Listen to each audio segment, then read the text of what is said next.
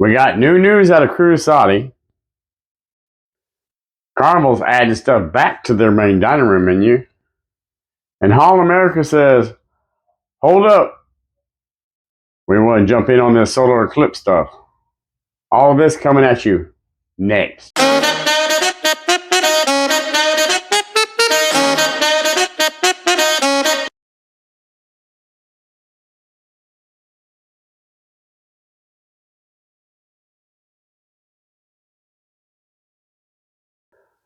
Well, howdy there, folks, and welcome back to Boundless Escapes.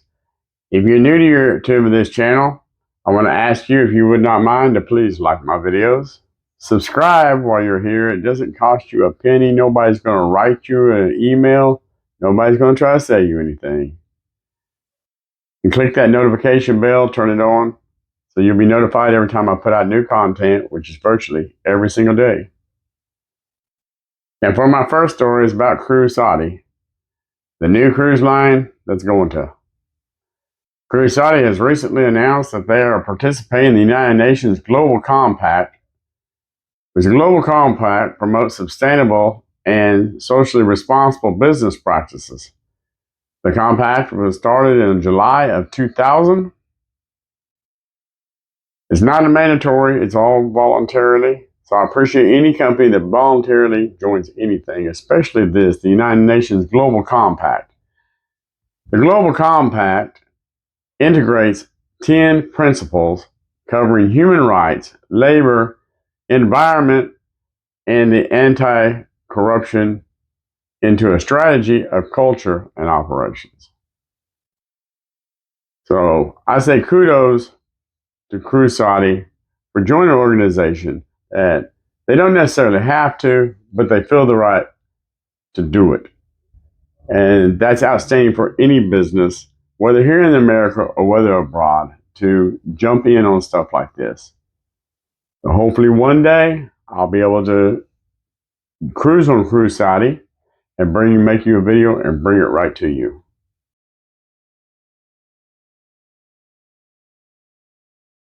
All right, friends, for cruise story number 2, we're going to visit our friends over at Carnival Cruise Lines. So as you know, Carnival is no stranger to taking stuff away. They've gotten pretty good at it over the years. All cruise lines have gotten good at it, including Royal Caribbean, Norwegian, Princess, you name it. They've all gotten good at taking away. Unlike Royal Caribbean, who continues to take and take and take, Carnival's actually adding something back. Okay? Now, I can tell you one thing that Carnival has added that I think is amazing. It's awesome. I love it. Okay, when we were on the Carnival Jubilee, now I don't know if this has gone fleet-wide because not every ship has an Emeralds on board. Carnival Jubilee does have an Emeralds. So on the ships that do have Emeralds, I don't know if this has gone fleet-wide. Somebody, if you do know, put it in the comments below, yes or no, if you've been on a ship that does not have Emeralds. But Emerald has added to the main dining room menu a 3-course meal. Now, if you have a chance to get that 3-course meal, I highly recommend it. I highly recommend it. They have a crawfish egg roll that,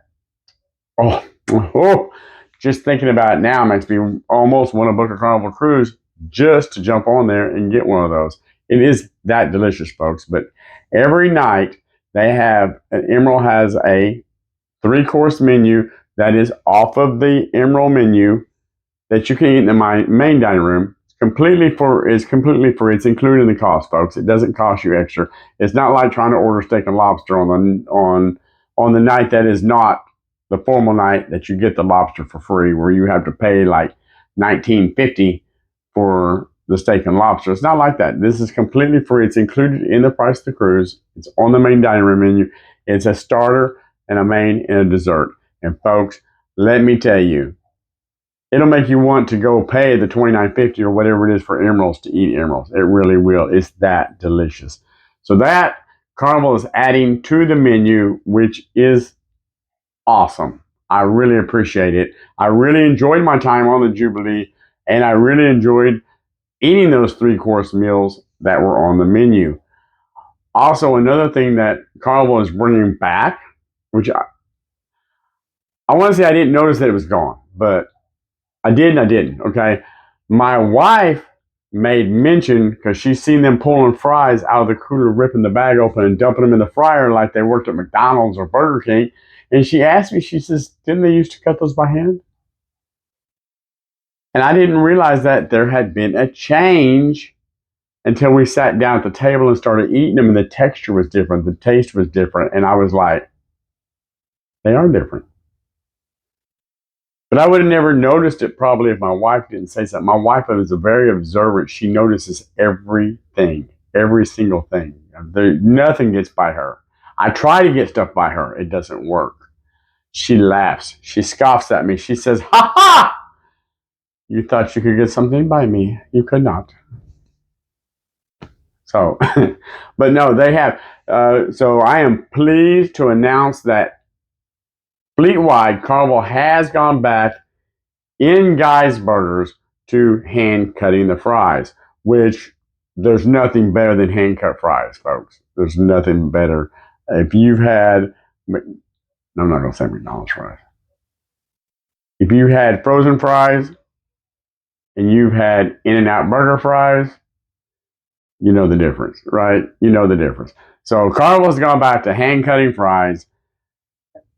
If you get on a ship that has that 3-course Emerald menu, by all means, try it. You cannot go wrong. I will promise you that. You will thank me later in another video in the comments. You'll be like, Randy, thank you for suggesting the Emeralds. It was just as amazing, if not even more amazing than you described it. So.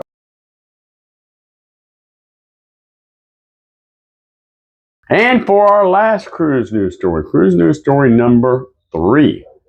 We're going all the way over to Holland. Okay, I'm kidding. We're only going to a cruise line in Seattle named Holland America Line. Okay, so I did a video about Princess going to be in the Solar Eclipse cruise. I'm going to be on it, of course. Then I did another video that Aida said, whoa, back it up just a little bit. We want to get on this Solar Eclipse cruise. Well, now our friends over at Holland America have said, whoa, we want to jump on this boat. No pun intended. But Holland America is going to have 3 ships. 3 ships positioned for the Solar Eclipse cruise. Now, before all my Holland America viewers out there, get on, put on your party hats and get out the party horns and start blowing, there's a little caveat to this. You got to have some time on your hands, folks. You got to have some time, not just a little bit of time. You got to have quite a bit of time on your hands, like 56 days, okay? 56 days. If you got 56 days of vacation, let's go for it, okay? It's going to leave Boston. It's going to go to Europe. It's going to come back to Boston. And in between all of that, it's going to be like maybe a cruise of a lifetime. Maybe you can call it the cruise of a lifetime. I don't know. That's what I would entitle it. If I was on this cruise, that's what I would title it. Because not only is it going to go from Boston back to, from the United States to Europe and back to the United States, that's pretty awesome all within itself. But you're going to see the solar eclipse. That's not all, folks. 6 days above the Arctic Circle. And you're going to see the Northern Lights. I don't know what you would call it, but I would call that a cruise of a lifetime.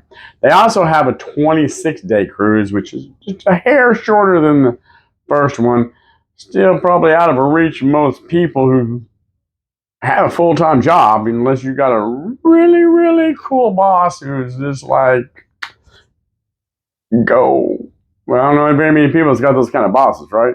But they do have the 26-day option. And then they have, of course, the 14-day option, which is what we're going to be on the Sky Princess, is a 14-day cruise, which that's more feasible. So if you want to jump on that 14-day cruise on Holland America, maybe that's an option for you.